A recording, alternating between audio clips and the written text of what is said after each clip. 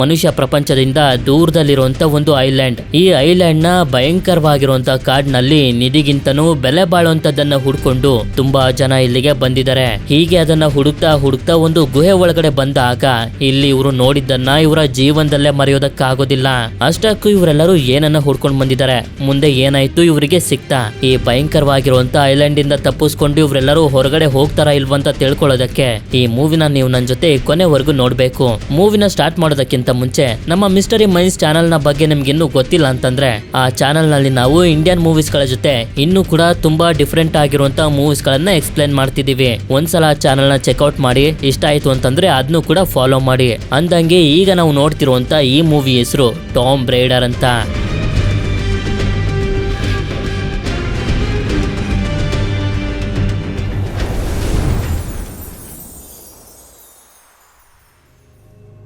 ಮೂವಿಯ ಮೊದಲ ಸೀನ್ ನಲ್ಲಿ ನಮಗೆ ತೋರಿಸ್ತಾರೆ, ಒಂದು ಟೇಪ್ ರೆಕಾರ್ಡರ್ ನಲ್ಲಿ ರಿಚರ್ಡ್ ಅನ್ನೋ ಒಬ್ಬ ವ್ಯಕ್ತಿ ಹೇಳ್ತಿರ್ತಾನೆ, ಜಪಾನ್ ದೇಶದ ಮೊದಲನೇ ರಾಣಿ ಆಗಿದ್ದಂತ ಹಿಮಿಕೋಗೆ ಬ್ಲಾಕ್ ಮ್ಯಾಜಿಕ್ ಶಕ್ತಿ ಎಲ್ಲ ಇತ್ತು.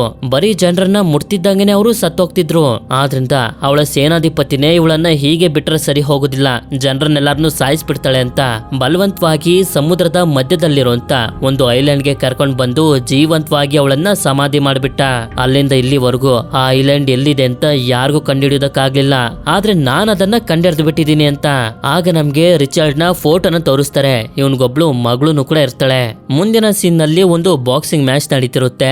ಇಲ್ಲಿ ಲಾರಾ ಅನ್ನೋ ಒಬ್ಳು ಹುಡುಗಿ ಫೈಟ್ ಮಾಡೋದಕ್ಕೆ ತುಂಬಾನೇ ಕಷ್ಟ ಪಡ್ತಿರ್ತಾಳೆ. ಇವಳ ಫ್ರೆಂಡ್ಸ್ ಗಳು ಇವಳಿಗೆ ಎಷ್ಟೇ ಸಪೋರ್ಟ್ ಮಾಡ್ತಿದ್ರು ಕೂಡ ಗೆಲ್ಲೋದಕ್ಕೆ ಆಗೋದಿಲ್ಲ. ಕೊನೆಗೂ ಮ್ಯಾಚ್ ಅನ್ನ ಸೋತೋಗ್ತಾಳೆ. ಆದ್ರೆ ಸೋತೋದೆ ಅಂತ ಇವಳೇನು ಜಾಸ್ತಿ ಟೆನ್ಷನ್ ಮಾಡ್ಕೊಳ್ಳೋದಕ್ಕೆ ಹೋಗೋದಿಲ್ಲ. ಮುಂದಿನ ಸಲ ಗೆಲ್ತೀನಿ ಅಂತ ಬಿಟ್ಬಿಡ್ತಾಳೆ. ಅಂದ್ರೆ ಇವಳು ತುಂಬಾ ಪಾಸಿಟಿವ್ ಆಗಿರುವಂತ ಹುಡುಗಿ.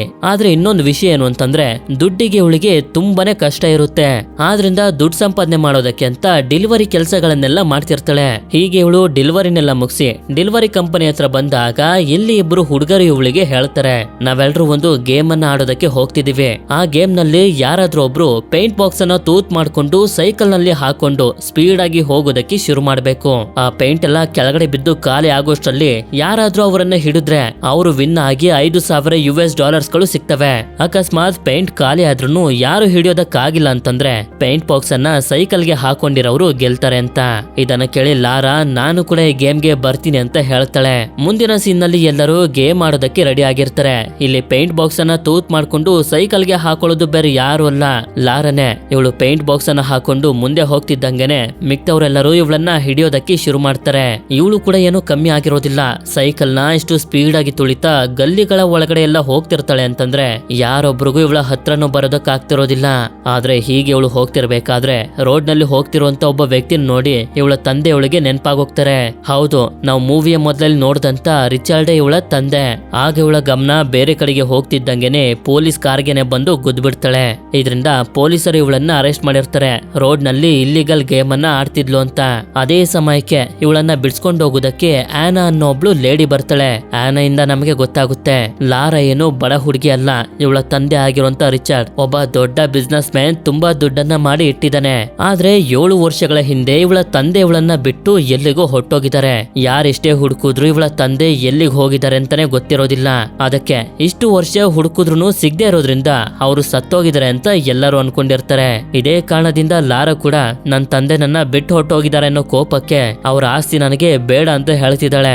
ಆಗ ಆನಾ ಇವಳಿಗೆ ಅರ್ಥ ಮಾಡಿಸ್ತಾಳೆ, ನೀನೇನಾದ್ರೂ ಬಂದು ಪೇಪರ್ಸ್ ಗಳಿಗೆ ಸೈನ್ ಮಾಡಿ ಆಸ್ತಿನ ನಿನ್ನ ಹೆಸರಿಗೆ ಮಾಡ್ಕೊಂಡಿಲ್ಲ ಅಂತಂದ್ರೆ ಎಲ್ಲಾ ಆಸ್ತಿನೂ ಗವರ್ನಮೆಂಟ್ ಗೆ ಹೊಟ್ಟೋಗುತ್ತೆ ಅಂತ.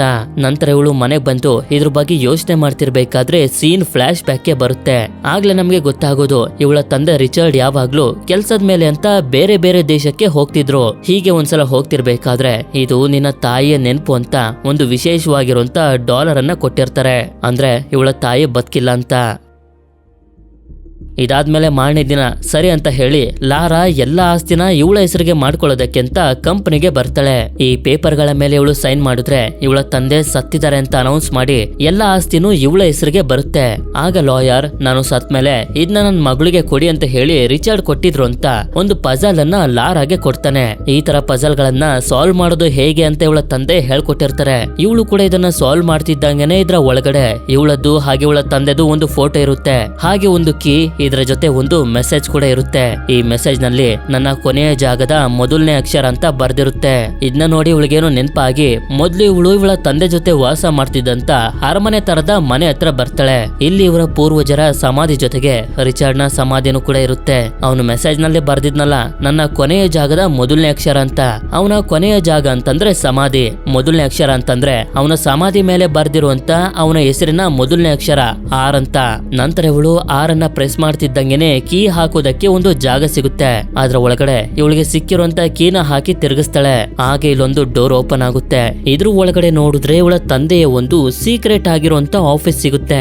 ಇಲ್ಲಿ ರಿಚರ್ಡ್ ನ ಬೇರೆ ಬೇರೆ ಹೆಸರಲ್ಲಿ ತುಂಬಾ ಪಾಸ್ಪೋರ್ಟ್ ಗಳೆಲ್ಲ ಇರ್ತವೆ. ಹಾಗೆ ಇವಳಿಗೆ ಇಲ್ಲೇ ಒಂದು ಟೇಪ್ ರೆಕಾರ್ಡರ್ ಸಿಕ್ಕಿ ಅದನ್ನ ಪ್ಲೇ ಮಾಡಿದಾಗ ಇದ್ರಲ್ಲಿ ಇವಳ ತಂದೆ ಹೇಳ್ತಾ ಹೋಗ್ತಾರೆ, ಇದು ನಿನಗೆ ಸಿಕ್ಕಿದೆ ಅಂತಂದ್ರೆ ಇಷ್ಟೊತ್ತಿಗೆ ನಾನು ಬದುಕಿಲ್ಲ ಅಂತ.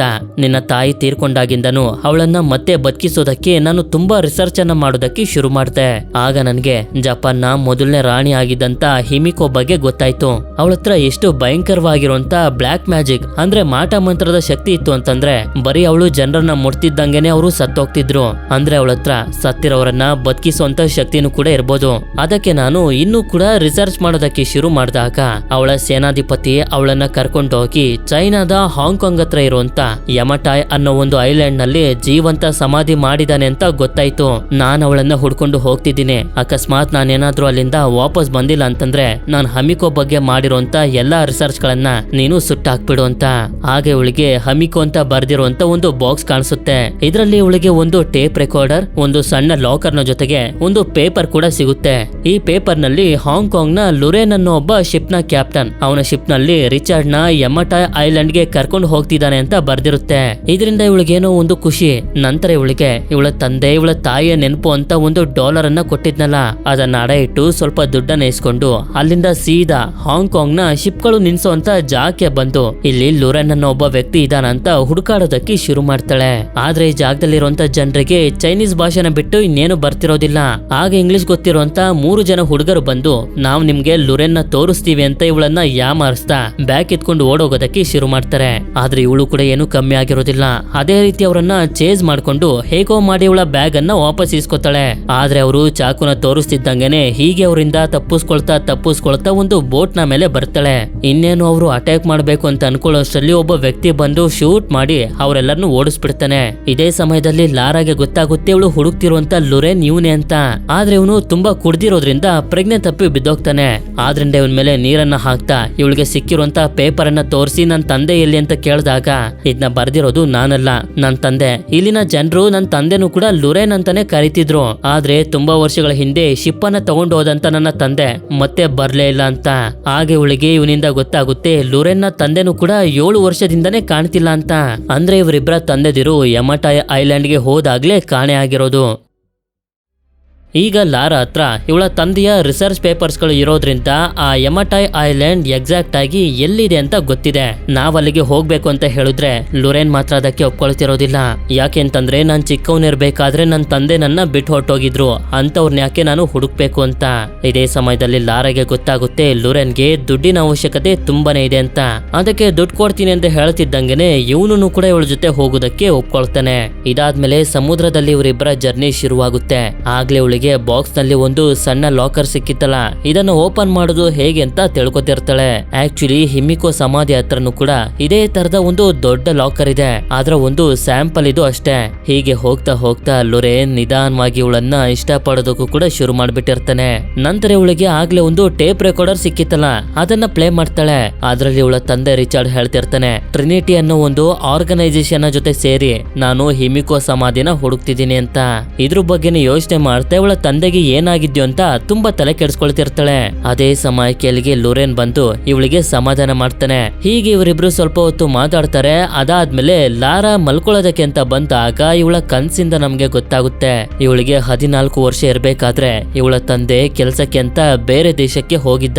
ಆದ್ರೆ ಅದಾದ್ಮೇಲೆ ವಾಪಸ್ ಬರ್ಲೇ ಇಲ್ಲ ಅಂತ.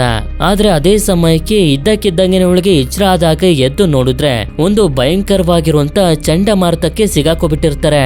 ಅಷ್ಟೇ ಅಲ್ಲದೆ ಇವರು ಹುಡ್ಕೊಂಡ್ ಬಂದಿರುವಂತ ಯಮಟಾಯ್ ಐಲ್ಯಾಂಡ್ ಕೂಡ ಮುಂದೆನೆ ಇದೆ. ಈಗ ಇವರು ಬದುಕಬೇಕು ಅಂತಂದ್ರೆ ನೀರಿನ ಒಳಗಡೆ ಹಾರಿ ಈಚ್ಕೊಂಡೆ ಹೋಗ್ಬೇಕು, ಶಿಪ್ ಅನ್ನ ತಗೊಂಡು ಹೋಗೋದಕ್ಕಾಗೋದಿಲ್ಲ. ಆದ್ರೆ ಲಾರಾ ನನಗೆ ನನ್ ಬ್ಯಾಗ್ ಬೇಕು ಅಂತ ಅದನ್ನ ತಗೊಂಡು ವಾಪಸ್ ಬರ್ತಾಳೆ. ಆದ್ರೆ ಅಷ್ಟರಲ್ಲಿ ಇವರಿಬ್ರು ಬೇರೆ ಆಗೋಗಿರ್ತಾರೆ. ಹೇಳ್ಬೇಕು ಅಂತಂದ್ರೆ ಈ ಸಮಯದಲ್ಲಿ ಸರಿಯಾಗಿ ಇವಳ ಕೈಲಿ ನಿಂತ್ಕೊಳ್ಳೋದಕ್ಕೂ ಕೂಡ ಆಗ್ತಿರೋದಿಲ್ಲ. ಆದ್ರೂ ಕೂಡ ಹೇಗೋ ಮಾಡಿ ಸಂಭಾಳಿಸ್ಕೊಂಡು ನೀರಿನ ಒಳಗಡೆ ಹಾರಿ ಅಲ್ಲಿಂದ ಈಸ್ತಾ ಯಮಟಾಯ್ ಐಲ್ಯಾಂಡ್ ನ ದಡಕ್ಕೆ ಬಂದು ತಲುಪ್ತಾಳೆ. ಆದ್ರೆ ಅದೇ ಸಮಯಕ್ಕೆ ಯಾರು ಇವಳಿಗೆ ಹೊಡೆದು ಪ್ರಜ್ಞೆ ತಪ್ಪಿಸ್ಬಿಡ್ತಾರೆ. ನಂತರ ಮಾರನೇ ದಿನ ಇವಳಿಗೆ ಎಚ್ಚರ ಆದಾಗ ನೋಡಿದ್ರೆ ಒಂದು ಟೆಂಟ್ ನಲ್ಲಿ ಇರ್ತಾಳೆ.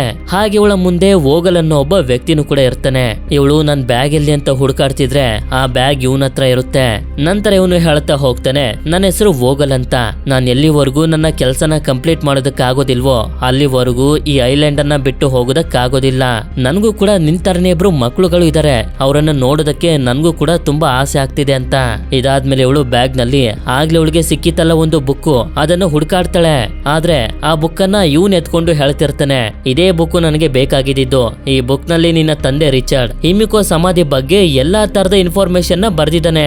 ಆದ್ರೆ ಇಷ್ಟೇ ಕೇಳಿದ್ರು ಅವನು ಈ ಬುಕ್ ಎಲ್ಲಿದೆ ಅಂತ ಹೇಳಲಿಲ್ಲ. ಇದರಿಂದ ನಾನು ಅವನನ್ನ ಸಾಯಿಸ್ಬಿಟ್ಟೆ. ಈಗ ನೀನು ಈ ಬುಕ್ ಅನ್ನ ನನಗೋಸ್ಕರ ತಂದ್ಕೊಟ್ಟಿದ್ಯಾ ಅಂತ. ಈ ವಿಷಯನ ಕೇಳಿ ಇವಳಿಗಂತೂ ತುಂಬಾನೇ ಶಾಕ್ ಆಗೋಗುತ್ತೆ. ನಂತರ ಇವಳು ಹೊರಗಡೆ ಬಂದು ನೋಡಿದ್ರೆ ಬೆಟ್ಟಗಳನ್ನ ಬ್ಲಾಸ್ಟ್ ಮಾಡಿಸಿರ್ತಾರೆ, ಏನಕ್ಕೆ ಅಂತ ಗೊತ್ತಿಲ್ಲ. ಅದೇ ಸಮಯಕ್ಕೆ ಇಲ್ಲೇ ಇರುವಂತ ಒಂದು ಬಾಕ್ಸ್ ನ ಮೇಲೆ ಪಾಟ್ನಾ ಅಂತ ಬರ್ದಿರುವಂತ ಒಂದು ಕಂಪನಿ ಹೆಸರನ್ನ ನೋಡ್ತಾಳೆ. ಅಷ್ಟೇ ಅಲ್ಲದೆ ಈ ಜಾಗದಲ್ಲಿ ಜನರನ್ನ ಬಲವಂತವಾಗಿ ಕೆಲಸ ಮಾಡಿಸ್ತಿರ್ತಾರೆ. ಅದೇ ಜನರಲ್ಲಿ ಇನ್ನೂ ಕೂಡ ಬದುಕಿರುವಂತ ಲುರೆನ್ ಕೂಡ ಇರ್ತಾನೆ.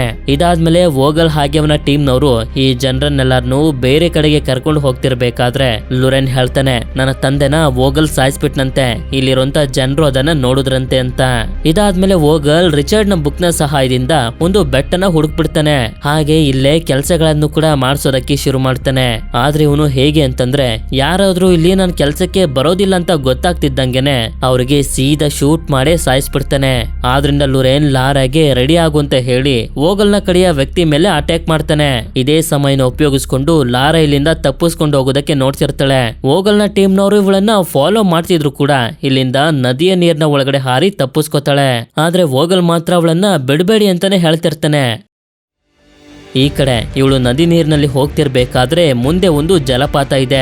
ಅದ್ರ ಜೊತೆಗೇನೆ ಇಲ್ಲೇ ಒಂದು ಪಾಳು ಬಿದ್ದಿರುವಂತ ಏರೋಪ್ಲೇನ್ ಕೂಡ ಇರೋದ್ರಿಂದ ಬೀಳೋದಕ್ಕಿಂತ ಮುಂಚೆ ಇದನ್ನ ಹಿಡ್ಕೊಂಡು ತುಂಬಾ ಕಷ್ಟಪಟ್ಟು ಮೇಲ್ ಬರ್ತಾಳೆ. ಆದ್ರೆ ಈ ಜಾಗನು ಕೂಡ ಕುಸಿಯೋದಕ್ಕೆ ಶುರುವಾಗುತ್ತೆ. ಇದರಿಂದ ಇವಳು ಹೇಗೋ ಮಾಡಿ ಏರೋಪ್ಲೇನ್ ನ ಒಳಗಡೆ ಬಂದು ಮೊದ್ಲು ಇವಳ ಕೈಯನ್ನ ಬಿಡಿಸ್ಕೊತಾಳೆ.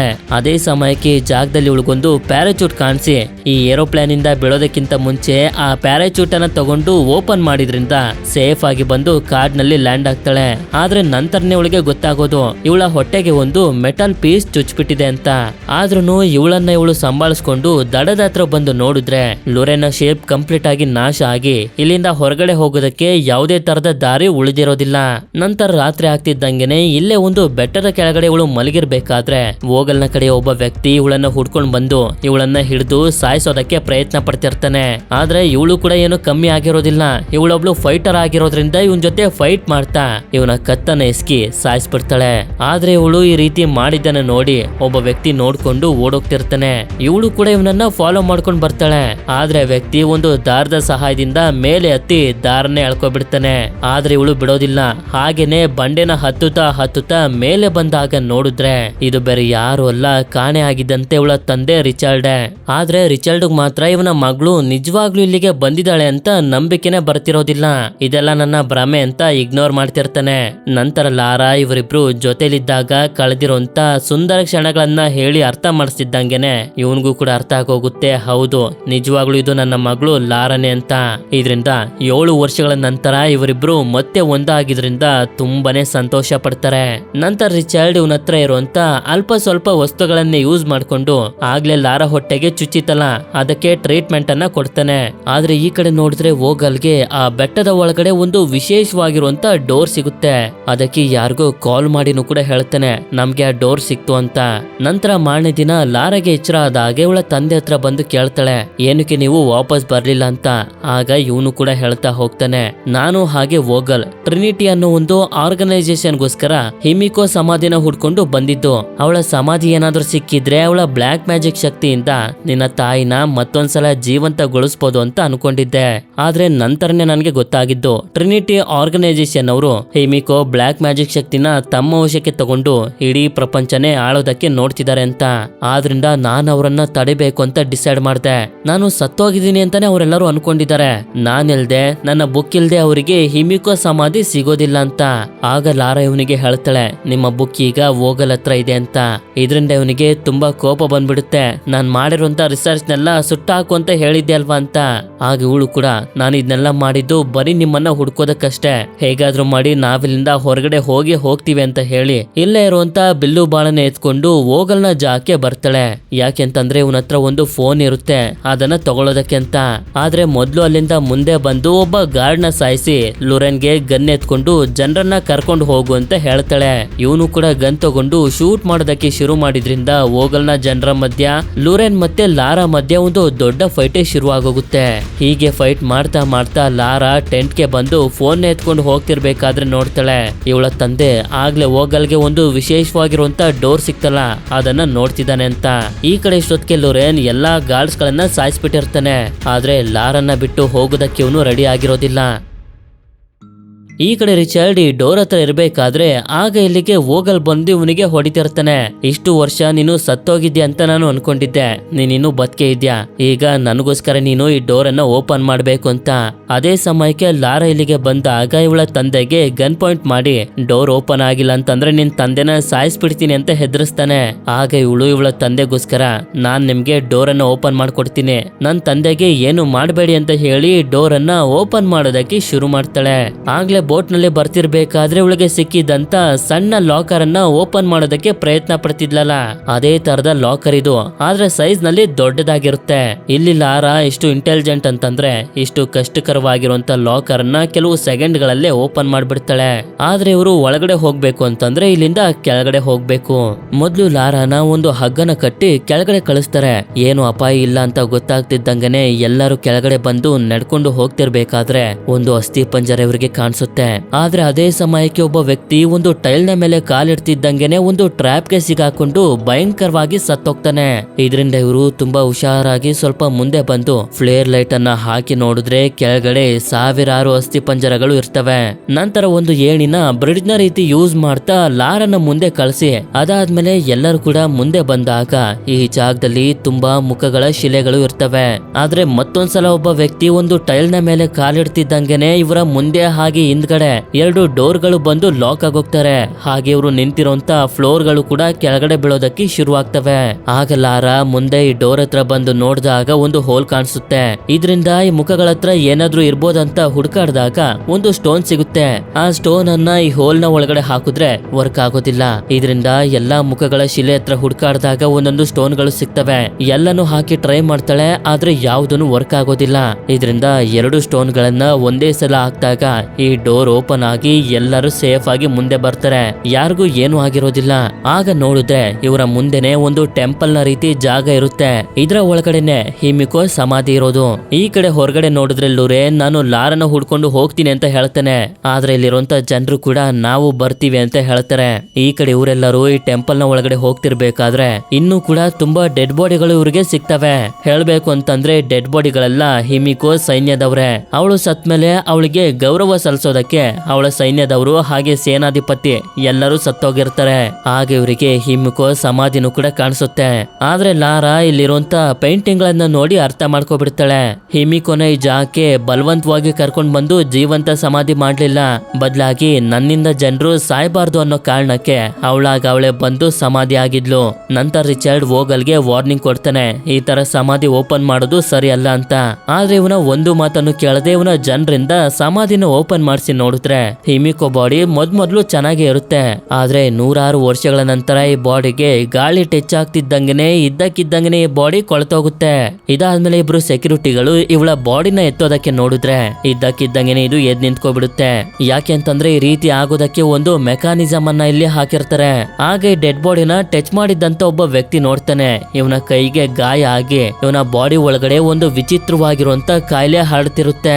ಇದನ್ನ ನೋಡ್ತಿದ್ದಂಗೆನೆ ಲಾರಾ ಹಾಗೆ ರಿಚರ್ಡ್ಗೆ ಅರ್ಥ ಆಗೋಗುತ್ತೆ.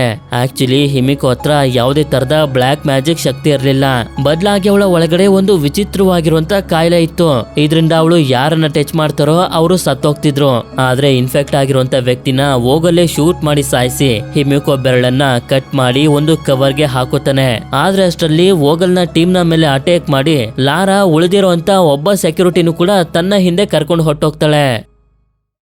ಈ ಕಡೆ ರಿಚರ್ಡ್ ಮತ್ತೆ ವೋಗಲ್ ಒಬ್ರು ಮೇಲೆ ಒಬ್ರು ಶೂಟ್ ಮಾಡ್ಕೊಳ್ತಿರ್ಬೇಕಾದ್ರೆ ಅದೇ ಸಮಯಕ್ಕೆ ಮತ್ತೊಬ್ಬ ವ್ಯಕ್ತಿನೂ ಕೂಡ ಡೆಡ್ ಬಾಡಿನ ಮುಟ್ಟಿದ್ನಲ್ಲ, ಅವನು ಕೂಡ ಇನ್ಫೆಕ್ಟ್ ಆಗಿ ರಿಚರ್ಡ್ ನ ಮೇಲೆ ಅಟ್ಯಾಕ್ ಮಾಡೋದಕ್ಕೆ ಶುರು ಮಾಡ್ತಾನೆ. ಆದ್ರೆ ಇವನು ತುಂಬಾ ಕಷ್ಟಪಟ್ಟು ಅವನಿಗೆ ಶೂಟ್ ಮಾಡಿ ಸಾಯಿಸ್ಬಿಡ್ತಾನೆ. ಈ ಕಡೆ ಲಾರಾ ಇವಳ ಹಿಂದೆ ಬಂದಿರುವಂತ ಆ ಒಬ್ಬ ಸೆಕ್ಯೂರಿಟಿ ಗಾರ್ಡ್ನು ಕೂಡ ಒಂದು ಟ್ರ್ಯಾಪ್ಗೆ ಸಿಗಾಕೊಂಡು ಸಾಯೋ ರೀತಿ ಮಾಡಿ ಮತ್ತೆ ಅವಳ ತಂದೆ ಹತ್ರ ಬಂದು ನೋಡಿದ್ರೆ ಫೈಟ್ ಮಾಡ್ತಿರ್ಬೇಕಾದ್ರೆ ಇವನು ಕೂಡ ಇನ್ಫೆಕ್ಟ್ ಆಗೋಗಿದ್ದಾನೆ. ಆದ್ರಿಂದ ಇವನು ಹೇಳ್ತಿರ್ತಾನೆ, ನಾನು ಈ ಜಾಗದಿಂದ ಹೊರಗಡೆ ಬರೋದಕ್ಕಾಗೋದಿಲ್ಲ, ವೋಗಲ್ನು ಕೂಡ ಬೆರಳನ್ನ ಎತ್ಕೊಂಡು ಈ ಜಾಗದಿಂದ ಹೊರಗಡೆ ಹೋಗೋದಕ್ಕೆ ಬಿಡ್ಬೇಡ, ನಾನು ಈ ಜಾಗನ ನಾಶ ಮಾಡ್ತೀನಿ ಹೋಗು ಅಂತಾನೆ. ಇವಳಿಗೆ ತುಂಬಾ ದುಃಖ ಆಗ್ತಿರುತ್ತೆ. ಆದ್ರೆ ಬೇರೆ ದಾರಿ ಇಲ್ದೇ ಇರೋದ್ರಿಂದ ಅಲ್ಲಿಂದ ಸೀದಾ ವೋಗಲ್ ಹತ್ರ ಬಂದು ಇವನ್ ಜೊತೆ ಫೈಟ್ ಮಾಡೋದಕ್ಕೆ ಶುರು ಮಾಡ್ತಾ ಬ್ರಿಡ್ಜ್ ನ ರೀತಿ ಇರುವಂತ ಏಣಿನ ಕೆಳಗಡೆ ಬಿಡಿಸ್ಬಿಡ್ತಾಳೆ, ಇವನು ಇಲ್ಲಿಂದ ಹೊರಗಡೆ ಹೋಗ್ಬಾರ್ದು ಅಂತ. ಇದರಿಂದ ಇವನಿಗೆ ತುಂಬಾ ಕೋಪ ಬಂದು ಇವಳನ್ನ ಸಾಯಿಸೋದಕ್ಕೆ ನೋಡ್ತಿರ್ಬೇಕಾದ್ರೆ ಅದೇ ಸಮಯಕ್ಕೆ ರಿಚರ್ಡ್ ವೋಗಲ್ನ ಸತ್ತು ಬಿದ್ದಿರುವಂತ ಟೀಮ್ ಅವ್ರ ಹತ್ರ ಬಾಂಬ್ ಗಳನ್ನ ತಗೊಂಡು ಈ ಜಾಗದಲ್ಲಿ ಒಂದು ದೊಡ್ಡ ಬ್ಲಾಸ್ಟ್ ಅನ್ನ ಮಾಡ್ಬಿಡ್ತಾನೆ. ಆಗ ವೋಗಲ್ನ ಗಮನ ಅವನ್ ಕಡೆಗೆ ಹೋಗ್ತಿದ್ದಂಗೆನೆ ಆಗ ಲಾರಾ ಇವನ್ ಜೊತೆ ಫೈಟ್ ಮಾಡೋದಕ್ಕೆ ಶುರು ಮಾಡಿ ಇವನ ಜಾಬ್ ನಲ್ಲಿರುವಂತ ಹಿಮಿಕೋ ಬೆರಳನ್ನ ತೆಗೆದು ಇವನ ಬಾಯಿಯ ಒಳಗಡೆ ಹಾಕಿದ್ರಿಂದ ಇವನು ಇನ್ಫೆಕ್ಟ್ ಆಗೋಗ್ತಾನೆ. ಆದ್ರಿಂದ ಕೆಳಗಡೆ ತಳ್ಳಿ ಸಾಯಿಸ್ಬಿಡ್ತಾಳೆ. ನಂತರ ತುಂಬಾ ಕಷ್ಟಪಟ್ಟು ಒಂದು ಜಂಪ್ ಅನ್ನ ಮಾಡಿ ಮತ್ತೊಂದು ತುದಿಗೆ ಬಂದು ಈ ಜಾಗ ನಾಶ ಆಗೋಷ್ಟರಲ್ಲಿ ಓಡ್ತಾ ಓಡ್ತಾ ಬಂದು ಹಗ್ಗನ ಹಿಡ್ಕೊಂಡು ಮೇಲಕ್ಕೆ ಹೋಗ್ತಿರ್ತಾಳೆ. ಈ ಕಡೆ ಲುರೇನ್ ಈ ಜಾಗ ಎಲ್ಲ ನಾಶ ಆಗಿರೋದ್ರಿಂದ ಲಾರಾ ಬದುಕಿಲ್ಲ ಅಂತ ಬೇಜಾರ್ ಮಾಡ್ಕೋತಿರ್ತಾನೆ. ಅದೇ ಸಮಯಕ್ಕೆ ಏನೋ ಶಬ್ದ ಕೇಳಿಸ್ತು ಅಂತ ಒಂದು ಕಲ್ಲನ್ನ ತೆಗೆದು ನೋಡಿದ್ರೆ ಲಾರಾ ಬದುಕಿರೋದನ್ನ ನೋಡಿ ಇವಳನ್ನ ಹೊರಗಡೆ ಕರ್ಕೊಂಡ್ ಬರ್ತಾನೆ. ಅದೇ ಸಮಯಕ್ಕೆ ಒಂದು ಹೆಲಿಕಾಪ್ಟರ್ ಇಲ್ಲಿಗೆ ಬರುತ್ತೆ. ಆಗ್ಲೇ ವೋಗಲ್ ಕಾಲ್ ಮಾಡಿ ಹೇಳಿದ್ನಲ್ಲ ನಮ್ಗೆ ಗೇಟ್ ಸಿಕ್ತು ಅಂತ. ಆ ಜನರೇ ಇವರು ಟ್ರಿನಿಟಿ ಆರ್ಗನೈಸೇಷನ್ ಗೆ ಸೇರಿರೋರು. ನಂತರ ಎಲ್ಲರನ್ನು ಹೆಲಿಕಾಪ್ಟರ್ ನಲ್ಲಿ ಈ ಐಲ್ಯಾಂಡ್ ಇಂದಾನೆ ಹೊರಗಡೆ ಕರ್ಕೊಂಡು ಹೋಗ್ತಾರೆ. ಮುಂದಿನ ಸೀನ್ ನಲ್ಲಿ ನಮ್ಗೆ ತೋರಿಸ್ತಾರೆ ಲಾರಾ ಕೊನೆಗೂ ಪೇಪರ್ಸ್ ಗಳ ಮೇಲೆ ಸೈನ್ ಮಾಡಿ ಇವಳ ತಂದೆ ಆಸ್ತಿನೆಲ್ಲ ಇವಳ ಹೆಸರಿಗೆನೆ ಮಾಡ್ಕೋತಾಳೆ. ಆದ್ರೂ ಬಿಸ್ನೆಸ್ ಎಲ್ಲ ನೀವೇ ನೋಡ್ಕೊಳ್ಳಿ ಅಂತ ಆನಾಗೆ ಹೇಳ್ತಾಳೆ. ಇದಾದ್ಮೇಲೆ ಅವಳು ಹೋಗ್ತಿದ್ದಂಗೆನೆ ಒಂದು ಬುಕ್ ಅನ್ನ ನೋಡ್ತಿರ್ತಾಳೆ. ಈ ಬುಕ್ ನಲ್ಲಿ ಇವಳ ಆಸ್ತಿಲಿ ಯಾವ್ಯಾವ ಕಂಪನಿಗಳು ಬರ್ತವೆ ಅಂತ ಇರುತ್ತೆ. ಆಗ ಇವಳ ಗಮನ ಪೆಂಟಾ ಅನ್ನೋ ಒಂದು ಕಂಪನಿ ಮೇಲೆ ಹೋಗುತ್ತೆ. ಇವಳು ಐಲ್ಯಾಂಡ್ ನಲ್ಲಿ ಇರ್ಬೇಕಾದ್ರೆ ಒಂದು ಬಾಕ್ಸ್ ನ ಮೇಲೆ ಪೆಂಟಾ ಅನ್ನೋ ಒಂದು ಕಂಪನಿಯ ಹೆಸರನ್ನ ನೋಡಿದ್ಲಲ್ಲ, ಅದೇ ಕಂಪನಿ ಇದು. ಆದ್ರಿಂದ ಇವಳ ತಂದೆಯ ಸೀಕ್ರೆಟ್ ರೂಮ್ ಗೆ ಮತ್ತೊಂದ್ಸಲ ಬಂದು ಈ ಜಾಗದಲ್ಲಿ ಟ್ರಿನಿಟಿ ಆರ್ಗನೈಸೇಷನ್ ನ ಬಗ್ಗೆ ಹುಡ್ಕೋದಕ್ಕೆ ಶುರು ಮಾಡಿದಾಗ ಆಗ ಇವಳಿಗೆ ಗೊತ್ತಾಗುತ್ತೆ ಇವಳ ಪೆಂಟಾ ಕಂಪನಿಗೆ ಹಾಗೆ ಟ್ರಿನಿಟಿ ಆರ್ಗನೈಸೇಷನ್ ಗೆ ಕನೆಕ್ಷನ್ ಇದೆ ಅಂತ. ಅಂದ್ರೆ ಪೆಂಟಾ ಇವಳದೇ ಕಂಪನಿ ಅಂತಂದ್ರೆ ಇಷ್ಟು ದಿನ ಇವಳ ಕಂಪನಿನ ನೋಡ್ಕೊತಿದ್ದು ಆನಾ. ಆಗ ಇವಳಿಗೆ ಗೊತ್ತಾಗೋಗುತ್ತೆ ಆನಾ ಕೂಡ ಟ್ರಿನಿಟಿ ಆರ್ಗನೈಸೇಷನ್ ಗೆ ಸೇರಿರೋಳು ಅಂತ. ಇದರಿಂದ ಈ ಟ್ರಿನಿಟಿ ಆರ್ಗನೈಸೇಷನ್ ನ ತಡಿಬೇಕು ಅಂತ ಇವಳು ಡಿಸೈಡ್ ಮಾಡ್ತಾಳೆ. ಇಲ್ಲಿಗೆ ಈ ಮೂವಿನೂ ಕೂಡ ಎಂಡ್ ಆಗುತ್ತೆ. ಈ ಮೂವಿ ನಿಮ್ಮೆಲ್ಲರಿಗೂ ಇಷ್ಟ ಆಗಿರುತ್ತೆ ಅಂತ ಅನ್ಕೊಂಡಿದೀನಿ. ಇಷ್ಟ ಆಗಿತ್ತು ಅಂತಂದ್ರೆ ನನ್ಗೆ ಕಮೆಂಟ್ ಮಾಡಿ ತಿಳಿಸಿ ಈ ಮೂವಿಲಿ ಲಾರಾ ಕ್ರಾಫ್ಟ್ ನ ತಂದೆಯ ಹೆಸರು ಏನು ಅಂತ. ಹಾಗೆ ವಿಡಿಯೋ ಇಷ್ಟ ಆಗಿತ್ತು ಅಂತಂದ್ರೆ ಲೈಕ್ ಮಾಡಿ. ಸರಿ, ಸಿಗೋಣ ಮತ್ತೊಂದು ಅಮೇಜಿಂಗ್ ಆಗಿರುವಂತ ವಿಡಿಯೋದಲ್ಲಿ. Until then stay tune mister explainer Kannada.